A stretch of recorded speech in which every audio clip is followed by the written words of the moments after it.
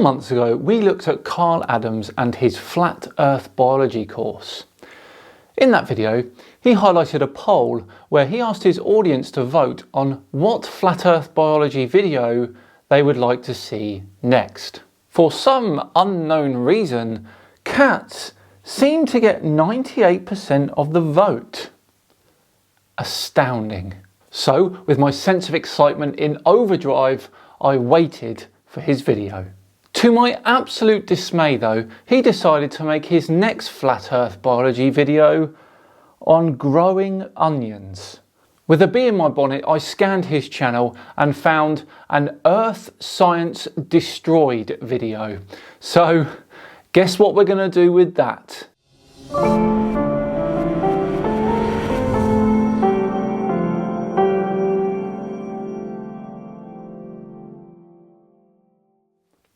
Hello all and welcome along to another episode of Flat Earth Friday with me, Simon Dan.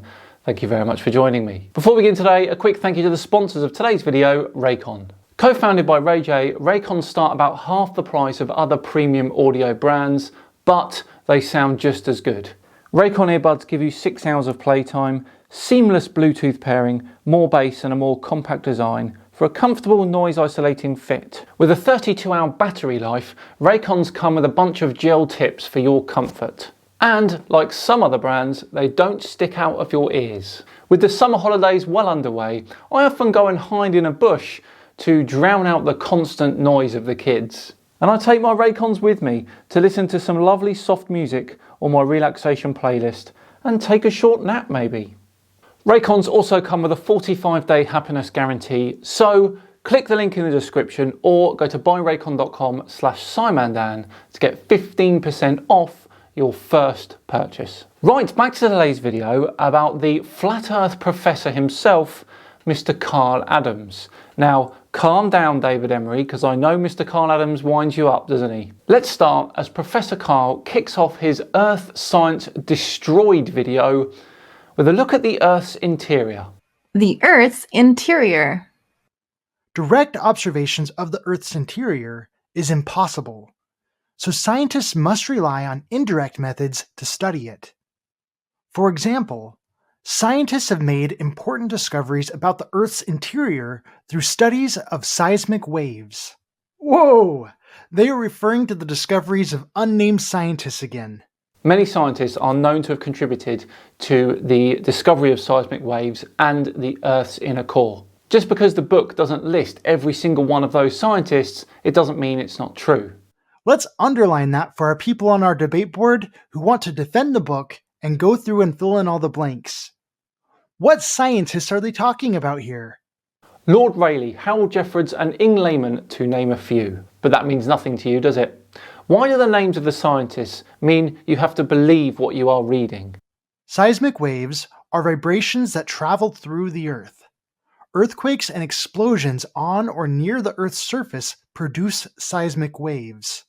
By studying seismic waves as they travel through the Earth, scientists have determined that the Earth is made up of 3 major zones. I don't really think they speak for all scientists here. If they do, I would love to see the survey that was put out that came back with a unanimous vote to sustain this claim. Well, it's obviously not all scientists, is it? But I'd love you to find a volcanologist, a seismologist and a geologist who disagrees with it. I don't doubt that some scientists have come to this determination though. Yeah, neither do I. Then what was the point of all that then? Zones of the Earth. The thin, solid outermost zone of the Earth is called the crust. The crust makes up only 1% of the Earth's mass. Mass is the amount of matter in an object. Beneath the oceans, the crust is called oceanic crust. Oceanic crust is only 5 kilometers to 10 kilometers thick. There they go again. They're making it sound like the entire ocean floor has been discovered already. The thickness of the ocean crust, of course, varies depending on how fast it spreads. And this is determined by seismic activity. We don't actually need to go down there. As you can see from this graph, the speed of those S waves dramatically change as they pass from the crust into the mantle. The part of the crust that makes up the continents is called continental crust. The continental crust varies in thickness from 15 kilometers to 80 kilometers. Continental crust is the thickest beneath high mountain ranges. Below the crust lies the mantle, a zone of rock nearly 2,900 kilometers thick. The mantle makes up almost 2/3 of the Earth's mass and is divided into two different regions. And there they go, acting as if they knew exactly how much mass the Earth had. A person can only say what 2/3 of something is if they know what 100% of something is.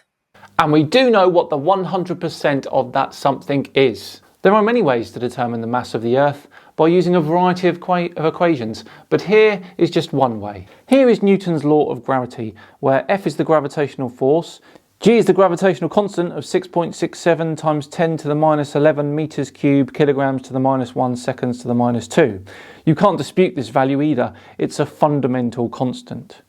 The upper and lower case m's are the two masses exerting the forces, and r is the distance between the two centres of mass. Now, this is Newton's second law of motion. You can't refute this either, it's immensely provable. F is the force applied to an object, of course, m is the mass, and a is its acceleration due to the force. Now, if we equate both those equations, we end up with this. If we rearrange for mass, we can input the gravitational constant, the acceleration in the surface of Earth due to gravity, again, can't deny this, and the radius of the Earth, and we have a mass of 6.0 times 10 to the 24 kilograms. And now I'm hungry for pie. The uppermost part of the mantle is cool and brittle. This part of the mantle and the crust above it make up the lithosphere, a rigid layer 15 kilometers to 300 kilometers thick. And because I'm feeling generous, I will help support the book's claim here. This claim is verifiable in one location anyway.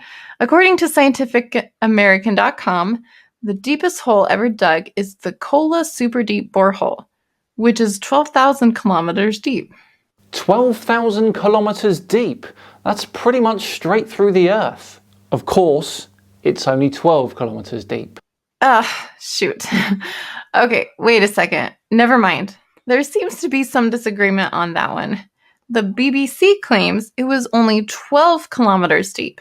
Yeah, no disagreement, just the decimal point was disregarded. That is a lot different than 12,000 kilometers deep. I guess it wasn't as verifiable as I thought. What are you banging on about? Go back to your first website you used. It says 7.5 miles, which is approximately 12 kilometers. So yes, verifiable. Thanks a lot, Google. Just below the lithosphere is a region of the mantle called the asthenosphere. The asthenosphere is approximately 200 kilometers thick. Because of enormous heat and pressure, the solid rock of the asthenosphere has the ability to flow. The ability of a solid to flow is called plasticity. Cue the voiceover lady. Wait, solids can't flow? What is that about? I tend to agree with you here. She makes some very silly statements. Unlike you, I guess. Careful. Apologies. Below the mantle is the core. It forms the center of the Earth and is made mostly of iron. From seismic studies, scientists think the outer core is a dense liquid layer about 2,250 kilometers thick. Yeah, this is a good example of where I'd like to see that survey you were asking about. The one that went out to all the scientists in the world and came back with a unanimous vote. Do they know how peer-reviewed science works? The inner core is a dense solid sphere with a radius of 1,228 kilometers. The inner and outer core together make up nearly 1/3 of the Earth's mass.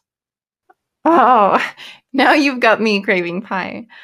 I would sure like to know how they claim to have determined what the entire Earth's mass was. Yep, did that. Seismic wave studies.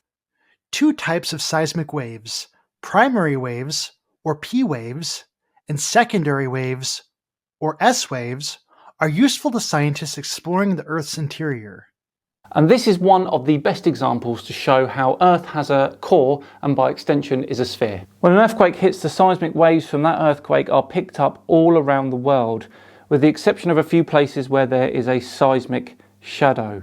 This is because the S waves are stopped by the liquid outer core and cannot be detected. The P waves can penetrate the liquid core, but they are massively deflected, giving further shadow zones. It really is some cracking evidence.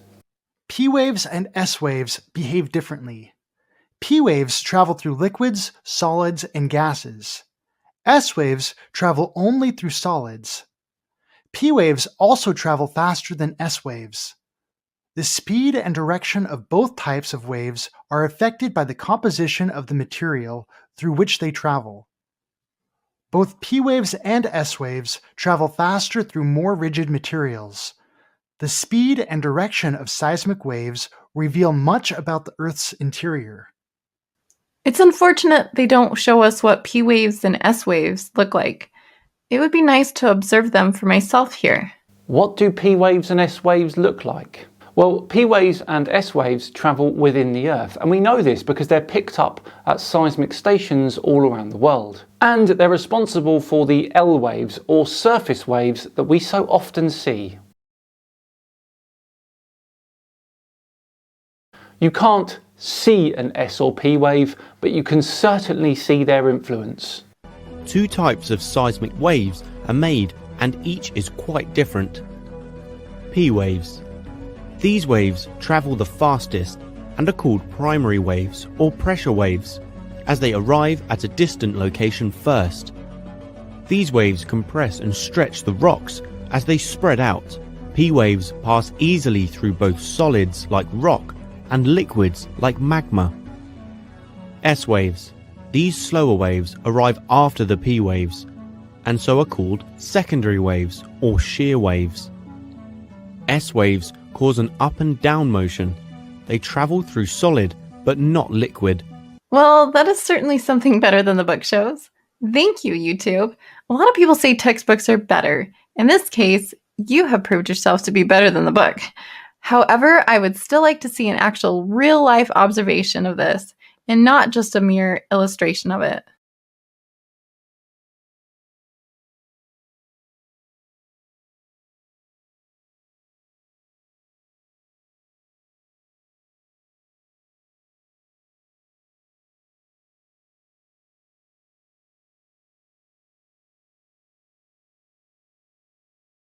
That good enough for you? Let's read about the moho. In 1909, Andrija Mohorovashish, Even when there is a phonetically spelled word, clear for anyone to see, Kyle still gets it wrong. It's Mohorovičić. a Croatian scientist, discovered that the speed of seismic waves increases abruptly, 32 kilometers to 70 kilometers beneath the Earth's surface. Hooray! They actually named a scientist! We have a who, we sort of have a where, we have a when, now we just need to know how. How what? How he discovered it? Well done! They finally named a scientist. As figure 2-2 shows, this change in the speed of the waves marks the boundary between the crust and the mantle. This boundary is called the Mohorovičić discontinuity, or the moho. The increase in speed at the moho indicates that the Earth's mantle is denser than its crust. Just looking at this diagram, the inner core is 6,000 kilometers deep. Earlier, we talked about how the deepest hole ever dug was 12 kilometers deep. How did they reach the inside of the core to measure the speed of the waves there? The physics involved in this is actually quite complex, but if we know the density of the Earth and the time it takes for these waves to reach different points on Earth's surface, then you can start to build models of Earth's interior. From that, you can infer the speeds, and these models are always slightly updated during different seismic events. You got me on that one. I have no idea. Maybe the Scientific American got it right, and they got through 12,000 kilometers after all. Yes, Carl, they went right through the Earth. Below the moho, at a depth of about 100 kilometers, A decrease in seismic wave speed marks the boundary between the lithosphere and the less rigid asthenosphere. Seismic waves then increase in speed until, at a depth of about 2,900 kilometers, P waves slow down again, while S waves disappear entirely. And this is where we start getting into excellent globe proof. Let's see what they say about those shadow zones I mentioned earlier. Shadow zones. Recordings of seismic waves around the world reveal shadow zones on the Earth's surface. Shadow zones occur because the materials that make up the Earth's interior are not uniform in rigidity. When seismic waves travel through materials of differing rigidities, their speed changes, causing the waves to bend and change direction. As Figure 2-3 shows, a large S-wave shadow zone covers the side of the Earth that is opposite an earthquake. S-waves do not reach the S-wave shadow zone because they are blocked by the liquid outer core. Although P waves can travel through all the layers, the speed and direction of the waves change as the waves pass through each layer. The waves bend in such a way that a P wave shadow zone forms. Earth as a magnet. What? No question here. No wondering about this or that. Interesting. Has Dan uncovered a proof they cannot doubt? Are the flat earthers going to invent new physics to combat this one? And most importantly, will Dan take that bin out like I asked him to yesterday? My voiceover lady isn't quite as supportive as yours, Kyle. Well, there we go. An interesting peek at Carl Adams' Earth Science Destroyed video series there. I would call it modern Earth science pathetically scuffed with a feather rather than destroyed. Thank you all so much for watching today. It really is truly appreciated. If you enjoyed the video, then please do like it and subscribe as well if the feeling takes you. Thank you. Just enough time to once again thank Raycon for sponsoring today. Remember, for 15% off your first purchase, visit buyraycon.com/SimonDan. I have been Simon Dan. Have yourselves a great weekend, and I'll see you all on Tuesday for an interesting look at the moon. See you then.